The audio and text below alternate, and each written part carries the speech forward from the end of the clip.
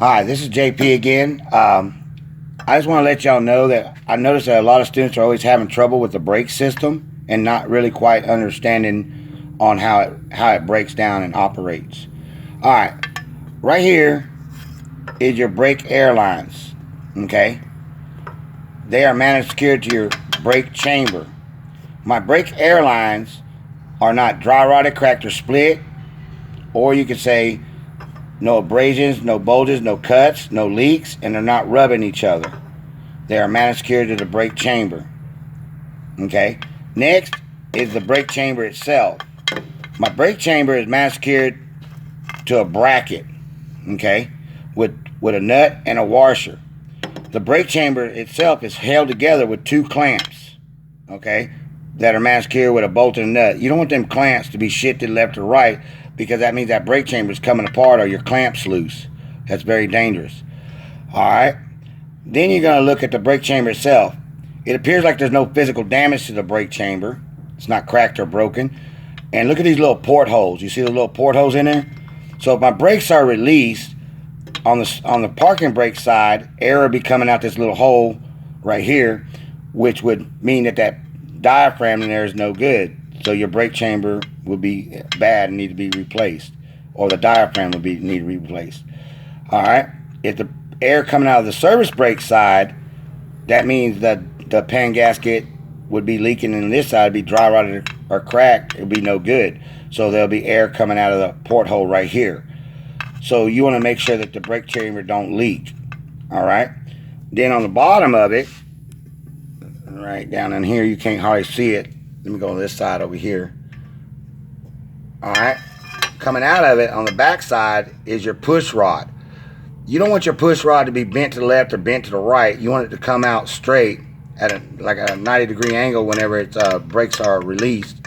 You don't want no damage to it, because you don't get your full braking capacity whenever you hit the brakes if that's bent or cracked or broken. Your push rod is secured to your slack adjuster with 2 pins and 2 Carter keys. And right there is your slack adjuster. Okay. So your slack adjuster, you're going to talk about the adjustment of your brakes. On the adjustment of my brakes, when my brakes are released, you know what I'm saying, I shouldn't be able to pull my slack adjuster no more than 1 inch by hand. If someone's assisting me inside the truck, I shouldn't be able to pull it no more. I mean, assisting me inside the truck, that means they're stepping on the foot valve, which is the brake pedal. It shouldn't move no more than 2 inches. That means your brakes are out of adjustment. So your parking brakes won't hold the truck. So that you need to get your brakes adjusted. Alright? Now you're going to look at your drum. Alright, let's get down in here where we can see the drum. Alright, right here's your drum. My brake drum. It appears not to be bent or warped, cracked or broken. No grease or oil inside the drum. And you're going to make sure there's free of debris, no rocks and stuff up inside there. Make a clinking sound. Alright, then you're going to look at your brake liners. My brake liners, I'm trying to find them right here with this phone. Right there. My brake liners are not dry rotted, cracked, or split. You know what I'm saying? Not worn, dangerously thin. No damage to them. See how this got a little crack in it? That brake needs to be changed out, because it got a little crack in it. Alright. So now you're talking about your brake liners. They're not saturated with grease or oil. There's no grease or oil inside your brake liners, because it won't stop good. It can catch fire and all that stuff. No big chunks of liner missing. That'd be bad. Okay, so that's your brake system. Now we're going to go out here and show all the parts broke down off the truck, so y'all can get a better view of them. Alright.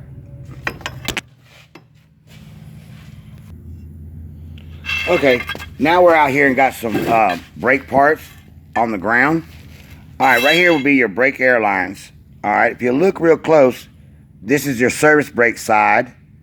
Right here, this is your service brake side. This is my parking brake side, or emergency braking side. What you're looking at, when you look at these airlines, you want to make sure that the airlines themselves are not dry rotted, cracked, or split, cut, torn, or worn. This is a demonstration. This one here's got a little cut in it. That way you know what the flaws are. You know, so that's no good. So you'd have to get a new brake air line, and you don't want them rubbing each other. So this is your emergency braking side, where you got a lot of air coming through there all the time. So you want to make sure that's good. This right here is your service brake side. Now if you look really close, you will see that this one here has got a bulge in it. You see how soft it is? That means it needs to be changed out. That's a bulge. That's what a bulge looks like. That's what a bulge feels like. Alright, so your brake air lines, again, on your brake air lines, you're going to sit there and say, my brake air lines are mass-cured to the brake chamber, no abrasions, no bulges, no cuts, no leaks. And that was some examples. Okay, now you're going to talk about the brake chamber itself. The brake chamber itself, you know what I'm saying, is mass-cured to its bracket with a nut and a washer. The bracket is what holds it up, because that thing's really heavy. And you got your two clamps holding your brake chamber together. You got your two clamps holding it together, right? They're mounted secure with a bolt and a nut. The clamps themselves are not shifted left or right. That means your brake chamber is starting to come apart.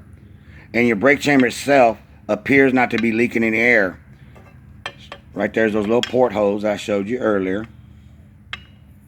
So if my brakes are released, I shouldn't have no air coming out this side, because my parking brakes would be bad if there's air coming out this side. This side of the brake chamber would be bad. This is a dual parking brake system. Alright? And then you got another porthole right here. If your service brake side, that's hooked to your pedal, whenever you hit the brakes, that's for stopping at red lights, stop signs, or a car pulls out in front of you or something like that. That's your push rod right there. So that's what that side is, your service brake side. So if your brakes are released and someone's stepping on the brake pedal, air will be coming out this hole right here. On your overall appearance of your brake chamber, you want to make sure that you tell the tester that my brake chamber appears like not to be leaking any air and no physical damage to the brake chamber itself. Right here is the push rod that I mentioned a while ago. My push rod is going to come out straight. It's metal, so it's not bent to the left or bent to the right, not cracked or broken. No physical damage to it. Because if it's bent like this to the angle like that, you're not going to get your full braking power. You know what I'm saying? It's going to give you a little brake, but it's not going to give you your full force as it's coming straight out of your brake chamber. Alright? Now right here is your slack adjuster. Alright? On your slack adjuster, all you're going to talk about is the adjustment of your brakes. Your brakes are only as good as your adjustment. Okay? So that's why it's very important. Right here is where the two pins and two Carter keys go in that hook to your push rod in these two holes right here. So your push rod is mounted secure to your slack adjuster with two pins and two Carter keys.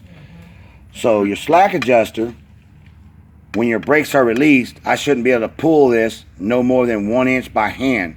If someone's inside the truck stepping on the brake pedal, it shouldn't move no more than 2 inches. If it moves more than 2 inches, your brakes need adjusting. That means your parking brakes are no good, your wheels are rolling as you're trying to pull forward. That means you need to get your brakes adjusted. Alright? Right here is your drum. This is your drum right here. Alright? When you talk about your drum is not bent, warped, cracked, or broken, free of debris, no grease or oil inside your drum. If there's grease or oil inside your drum, that means that inner seal would be leaking and getting into your brake system, which would cause fire or cause your brakes to fade and make it where you won't stop. So you don't want no grease or oil inside there or free of debris. Okay, that's what a drum looks like. That's what slides over your brakes. Alright, then you got your brake liners themselves. Your brake liners are right here. They're not worn dangerously thin, no less than 1/4 of an inch. If you look really close, you'll see the wear line. Right there. You see that little notch in it? That's your 1/4 inch. Right there. That's your 1/4 inch wear line. If my brakes are worn dangerously thin, that means you need to get new brakes on your truck. You won't stop in there.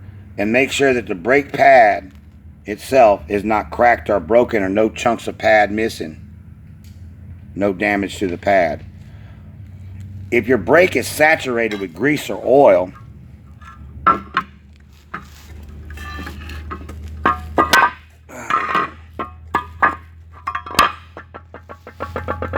if your brakes are saturated with grease, that's grease right there.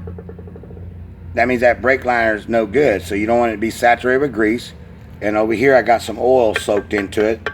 So that brake liner is no good, because grease or oil gets on your brakes, you won't be able to stop, and your truck can catch fire on you when you get the brakes hot.